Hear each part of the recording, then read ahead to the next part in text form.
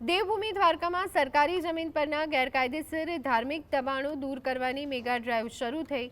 Okha Dwarka highway પર રૂપણ બંદર પાસે સર્વે નંબર 32 અને 34 માંથી કુલ 532 ચોરસ મીટર જમીન પરના દબાણો તોડી પાડવામાં આવ્યા છે।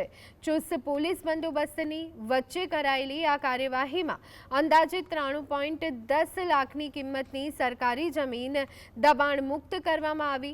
તંત્ર દ્વારા અગાઉ નોટિસ આપવા છતાં કોઈ જ ખુલાસો ન કરાતા કડક પગલું ભરાયું। આગામી 3 દિવસ સુધી શહેરના અલગ અલગ વિસ્તારોમાં બુલડોઝર ફરી વળશે।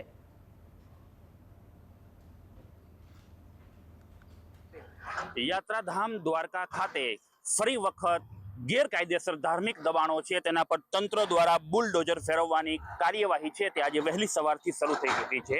ઉલ્લેખનીય છે કે અગાઉ 2 મહિનાનો એક નોટિસ પીરિયડ આપવામાં આવેલું હતું કે જે ગેરકાયદેસર દબાણો છે તેમની ચોખવટ કરવામાં આવે।